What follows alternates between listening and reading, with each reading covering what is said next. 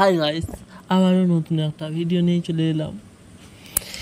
এখানে আপনারা আজকে যে গল্পটা শুনতে চলেছেন সেই গল্পটা হলো একটা সাধু বাবা এবং একটা গরিব কৃষকের।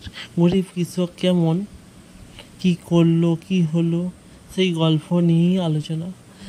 এই গল্পটা মন দিয়ে শুনবেন। বল রে। একটা ছোট্ট গ্রামে বাস করত এক গরিব লোক, নাম তার রামু। রামু ছিল অত্যন্ত পরিশ্রমী এবং সৎ। প্রতিদিন সে ক্ষেত খামারে কাজ করে তার পরিবারের মুখে অন্ন তুলে দিত। অনেক কষ্ট সত্ত্বেও রামু কখনো হতাশ হতো না। একদিন রামুর গ্রামে এলেন একজন সাধু। সাধুজন বহু দেশ ঘুরেছেন এবং নানা রকম জ্ঞান অর্জন করেছেন। গ্রামে এসে সাধু রামুর কথা শুনলেন এবং তার পরিশ্রম দেখে মুগ্ধ হলেন। তিনি ঠিক করলেন যে রামুকে সাহায্য করবেন। একদিন সকালে সাধু রামুর কাছে এলেন এবং তাকে দুইটি জলভর্তি কলসি দিলেন। একটিতে ছিল সাধারণ জল এবং অন্যটিতে ছিল সোনার জল। সাধু বললেন, এই দুই কলসির মধ্যে একটি কলসি তোমার জন্য আশীর্বাদ স্বরূপ। তুমি যেটি চাও বেছে নিতে পার। রামু খুব ভেবে দেখল এবং বলল, হে মহাশয়, আমি সাধারণ জলভর্তি কলসিটি নিতে চাই।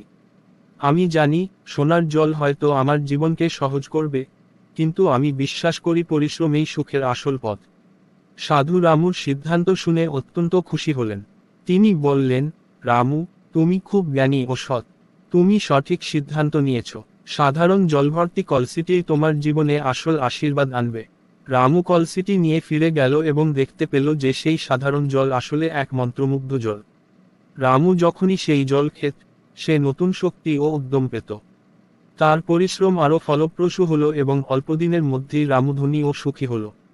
তার পরিবারও সুখে স্বাচ্ছন্দ্যে দিন কাটাতে লাগল। এভাবেই সাধুর আশীর্বাদ এবং রামুর সততা ও পরিশ্রম তাকে জীবনে সাফল্য এনে দিল।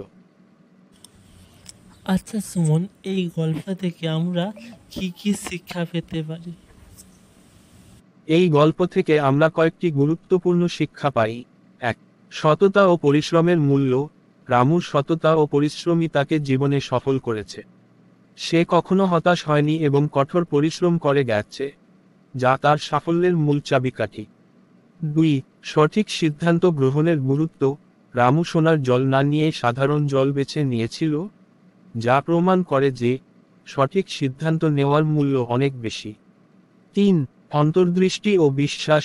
রামু নিজের ক্ষমতা ও পরিশ্রমে বিশ্বাস রেখেছিল। সে জানত যে সোনার জল তার জীবনকে সহজ করতে পারে, কিন্তু সে পরিশ্রমের পথ বেছে নিয়েছিল। ৪. প্রকৃত আশীর্বাদ। গল্পে দেখা যায় যে সাধুর দেওয়া সাধারণ জলই রামুর জীবনে প্রকৃত আশীর্বাদ নিয়ে আসে, যা প্রমাণ করে যে আসল মূল্য বহিরাগত জিনিসে নয়, বরং অন্তর্গত মূল্যে। ৫. নম্রতা ও ধৈর্য। রামুর নম্রতা ও ধৈর্য তাকে জীবনে সাফল্য এনে দেয়। সে কখনো অহংকারী হয়নি এবং সবসময় ধৈর্য ধরেছে।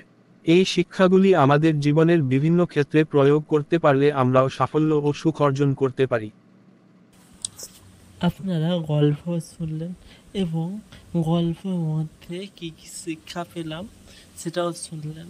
আশা করছি গল্পটা সম্পূর্ণ দেখে বা শুনে আপনাদের খুবই ভালো লাগলো। যদি ভালো লাগে তাহলে একটা লাইক করে দেবেন, পাশে থাকা সাবস্ক্রাইব বাটনটা অন করে দিবেন এবং অল নোটিফিকেশান করে দিবেন। যদি আপনাদের অন্য কোনো বন্ধু যারা গল্প শুনতে ভালো লাগে তাদেরকে শেয়ার করে দিবেন, কারণ তারাও গল্প শুনবে।